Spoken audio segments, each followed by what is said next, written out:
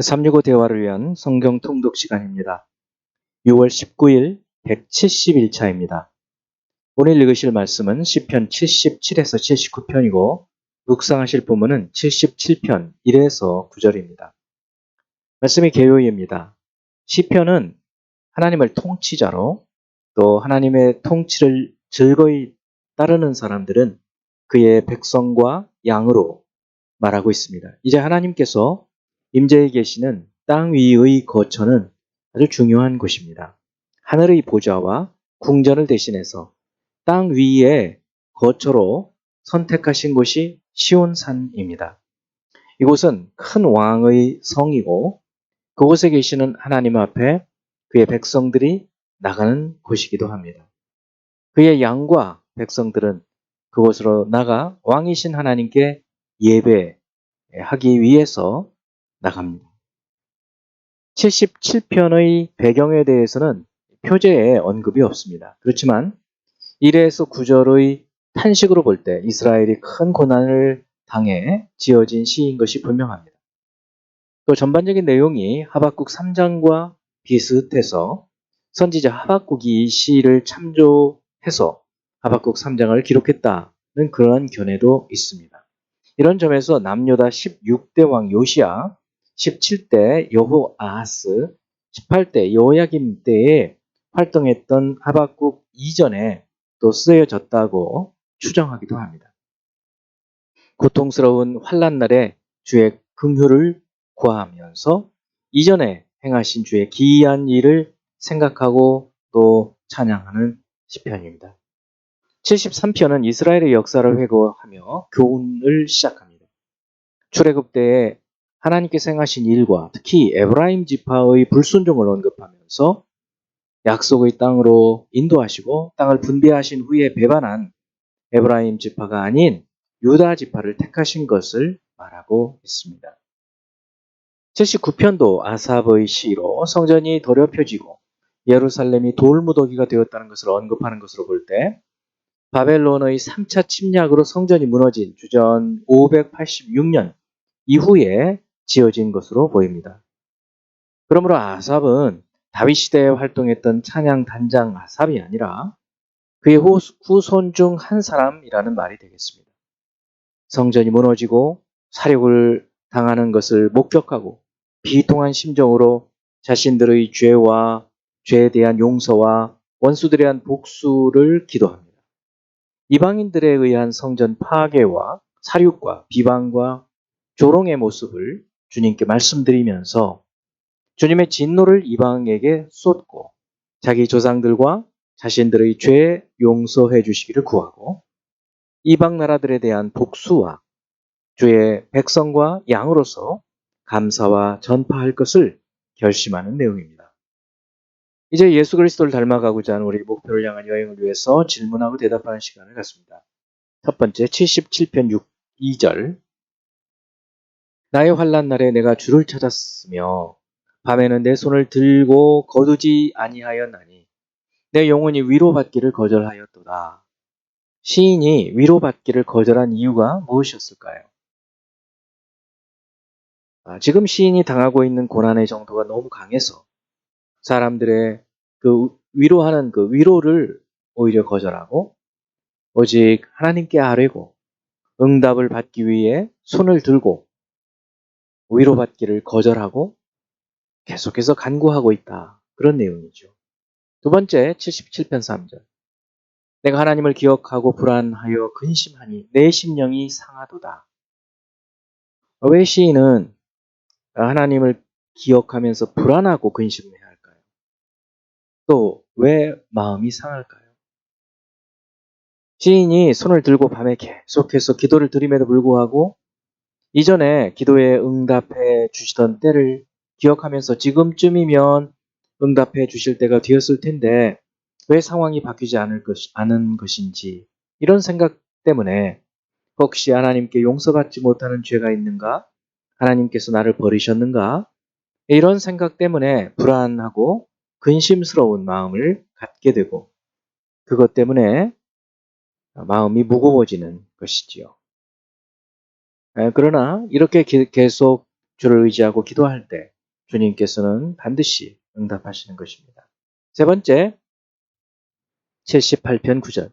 에브라임 자손은 무기를 갖추고 활을 가졌으나 전쟁의 날에 물러갔도다.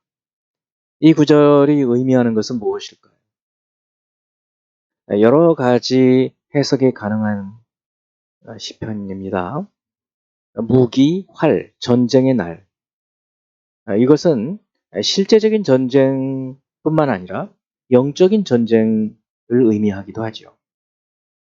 에브라임 지파는 여호수아 때 가나안 땅을 분배받을 때 가나안 중앙 산지를 기업으로 분배받았고 이스라엘 지파의 지도적인 지파로 하나님을 신뢰하고 하나님의 명령에 순종해서 가나안 주민들을 몰아내었어야 함에도 불구하고 오히려 그 일에 실패합니다.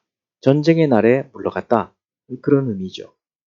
그것 때문에 사사시대 내내 영적으로 점점 타락해가는 것을 우리는 볼 수 있습니다.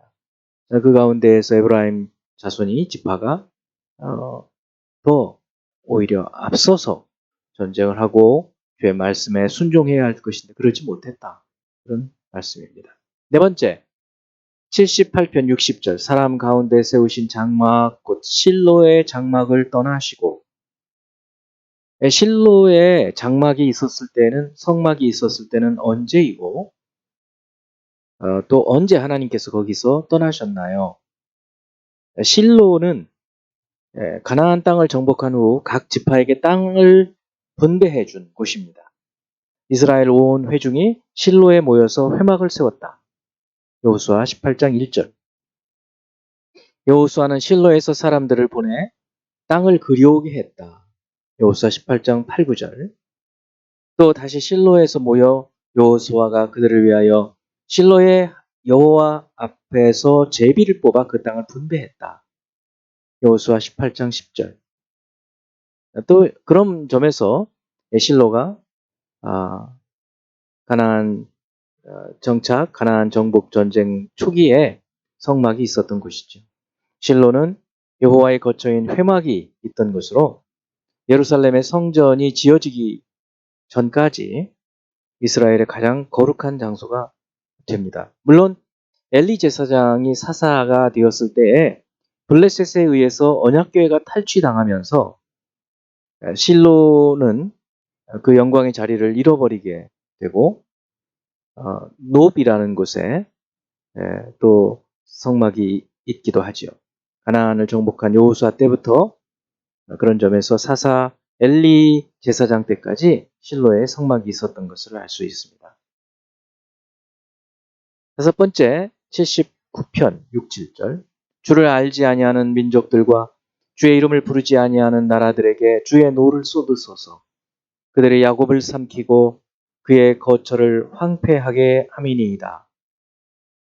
이 구절과 다음 예레미야의 기도를 비교해 볼 때 유사한 것과 차이점을 한번 생각해 보죠.